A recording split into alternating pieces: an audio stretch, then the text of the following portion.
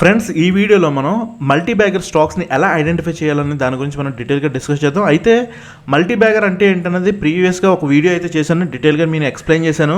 అయితే multi bagger అంటే ఏం లేదు ఫ్రెండ్స్. మల్టీ బ్యాగర్ అంటే మనం ఇన్వెస్ట్ చేసిన మనీని డబుల్ కానీ త్రిబుల్ కానీ మనం అంటే దాన్ని 2x అని 3x అని 5x అని అంటే 5 టైమ్స్ అంటే మన ఇన్వెస్ట్ చేసిన దాన్ని మల్టిపుల్ టైమ్స్ రెట్టింపు చేసే స్టాక్ని మనం మల్టీ బ్యాగర్ స్టాక్ అంటమాట.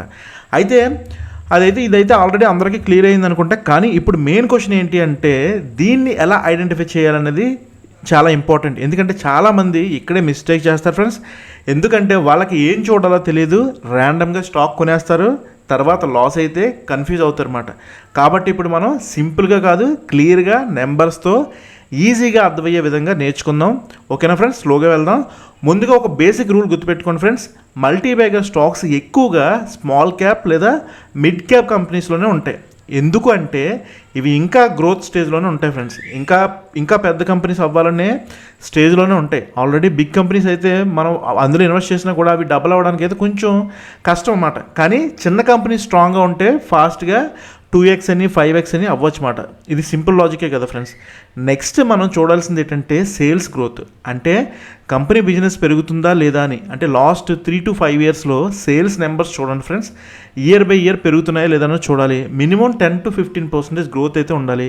20% ప్లస్ ఉంటే చాలా స్ట్రాంగ్ అని కన్సిడర్ చేయొచ్చు మాట. సేల్స్ పెరుగుతుంటే క్లియర్గా డిమాండ్ ఉందని దానికి అర్థం మాట. కానీ సేల్స్ ఉంటే సరిపోదు ఫ్రెండ్స్. కంపెనీ యాక్చువల్గా ప్రాఫిట్ కూడా సంపాదించాలి. ప్రాఫిట్ గ్రోత్ కూడా కన్సిస్టెన్సీగా ఉండాలి ఫ్రెండ్స్. మినిమం 15 to 20% గ్రోత్ బెటర్గా ఉండాలి ఫ్రెండ్స్.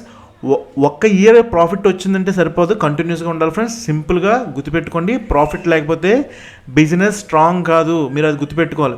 ఇప్పుడు ROE అనే ఇంపార్టెంట్ మెట్రిక్ చూద్దాం ఫ్రెండ్స్. సింపుల్గా చెప్పాలంటే కంపెనీ మీ డబ్బుని ఎంత ఎఫిషియెంట్గా యూజ్ చేస్తుందని అదే ROE అన్నమాట. ROE 15% కన్నా ఎక్కువ ఉండాలి ఫ్రెండ్స్. 20% కన్నా ప్లస్ ఉంటే చాలా స్ట్రాంగ్ కంపెనీ. ROE కన్సిస్టెన్స్గా హై ఉంటే క్వాలిటీ కంపెనీని అర్థం మాట. నెక్స్ట్ డెబిట్ చెక్ చేయాలి ఫ్రెండ్స్. అంటే కంపెనీస్ లోన్స్ ఎక్కువ ఉంటే డేంజర్ ఫ్రెండ్స్. ఎందుకంటే డెబిట్ ఎక్కువ ఉంటే ఇంట్రెస్ట్ కట్టడానికి ప్రాఫిట్ తగ్గిపోతుంది ఫ్రెండ్. కాబట్టి debit to equity ratio ideally 1 కన్నా తక్కువ ఉండాలి. అంటే 0.5 కన్నా తక్కువ ఉంటే చాలా సేఫ్. లో డెబిట్ అంటే కంపెనీ స్ట్రాంగ్ అండ్ స్టేబుల్ అని అర్థం మాట. ఇప్పుడు ఆపరేటింగ్ మార్జిన్స్ చూస్తే ఫ్రెండ్స్, ఇది కంపెనీ ఎఫిషియన్సీ చూపిస్తుంది. కంపెనీ ఎంత ప్రాఫిట్ జనరేట్ చేస్తుందో అని పర్సంటేజ్లో చూపిస్తుంది అన్నమాట. మార్జిన్ ఇయర్ బై ఇయర్ పెరిగితే కంపెనీ ఇంప్రూవ్ అవుతుందని అర్థం మాట. ఎగ్జాంపుల్గా 10% నుంచి 15%కి ఇంకా 20%కి పెరిగితే చాలా స్ట్రాంగ్ సిగ్నల్ అన్నమాట. నెక్స్ట్ చాలా ఇంపార్టెంట్ ఏంటంటే క్యాష్ ఫ్లో. ఇది చాలామంది ఇగ్నోర్ చేస్తారు ఫ్రెండ్స్.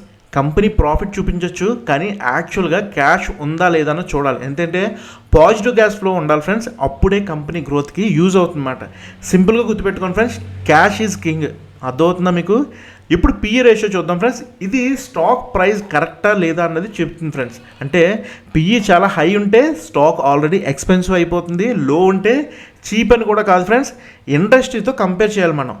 గ్రోత్ స్ట్రాంగ్ ఉంటే కొంచెం హై PE ఓకే, కానీ బ్లైండ్గా హై ప్రైస్లో కొనకూడదు ఫ్రెండ్స్. ఇది చాలా ఇంపార్టెంట్, గుర్తుపెట్టుకోండి. ఇంకా సెక్టర్ కూడా చాలా ఇంపార్టెంట్. కంపెనీ స్ట్రాంగ్ ఉంటే సరిపోదు ఫ్రెండ్స్, అది ఉన్న సెక్టర్ ఫ్యూచర్లో గ్రోత్ అవ్వాలి. అప్పుడే కంపెనీకి సపోర్ట్ ఉంటుంది ఫ్రెండ్స్.